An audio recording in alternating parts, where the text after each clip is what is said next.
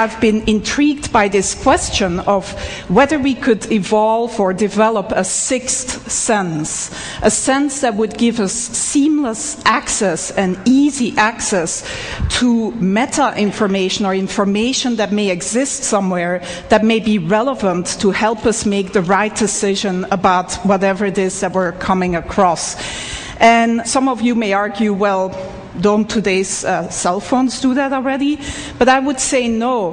When you meet someone here at TED, and this is the top networking place, of course, of the year, you don't shake somebody's hand and then say, can you hold on for a moment while I take out my phone and Google you? Or when you go to the supermarket and you're standing there in that huge aisle of different types of toilet papers, you don't take out your cell phone and open a browser and go to a website to try to decide which of these different toilet papers is the most ecologically responsible purchase to make. So we don't really have easy access to all this relevant information that can just help us make optimal decisions about what to do next and what actions to take.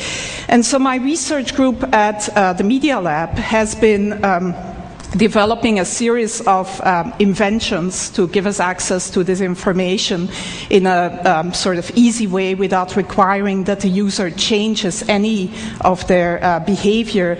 And I'm here to unveil our latest effort and most successful effort so far, which is still very much a work in process. I'm actually wearing the device right now, and we've sort of cobbled it together with components that are off the shelf, and that, by the way, only cost $350 at this point in time. I'm wearing a camera, just a simple webcam, a portable battery-powered projection system with a little mirror. These components communicate to my cell phone in my pocket, which acts as the communication and computation device. And in the video here, we see my student Pranav Mistry, who's really the genius who's been implementing and designing this whole system.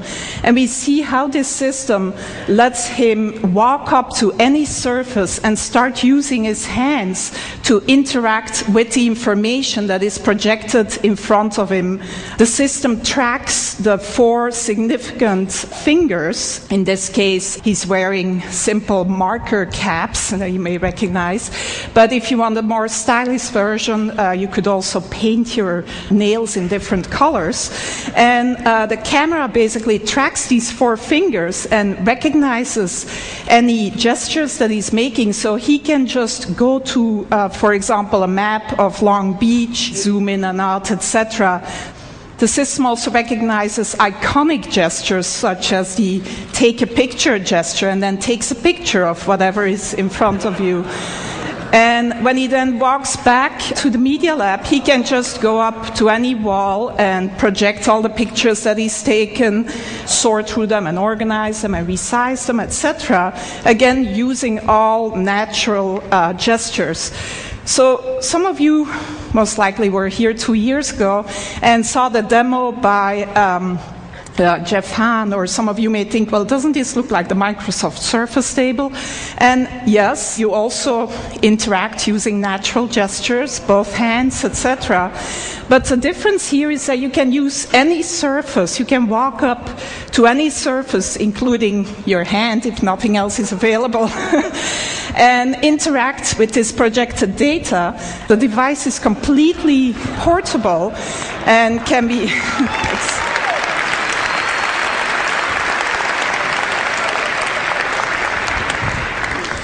So one important difference is that it's totally mobile.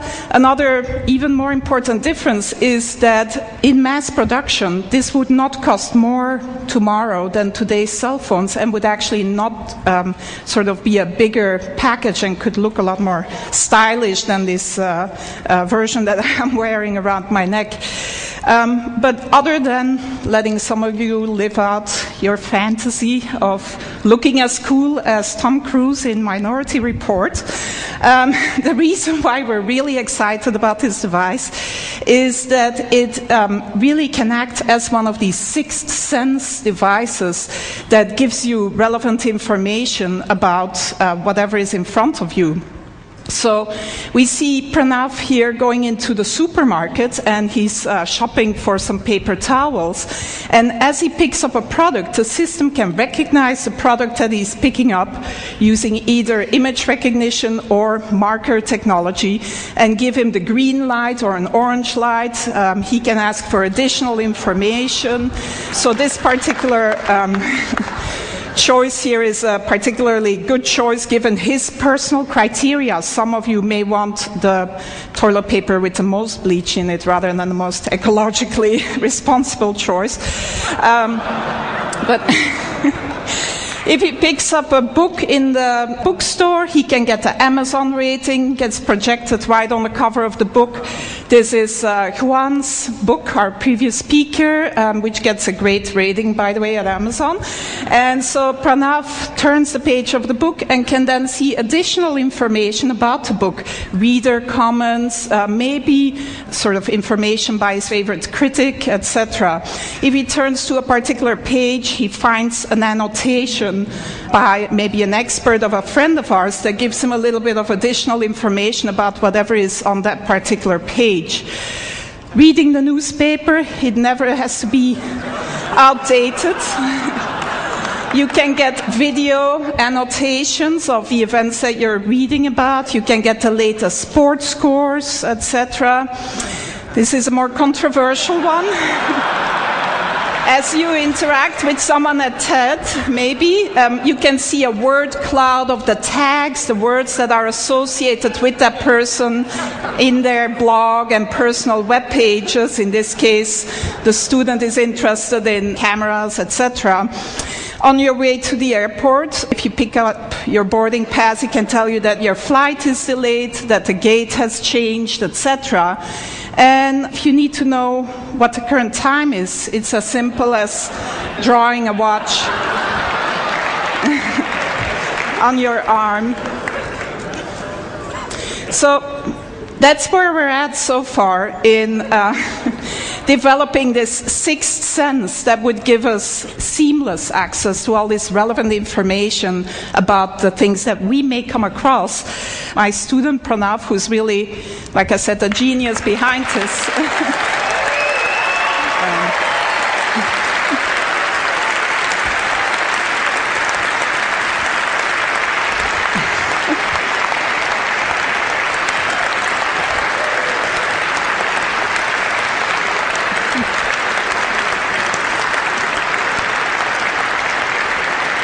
He does deserve a lot of applause because I don't think he's slept much in the last 3 months, actually.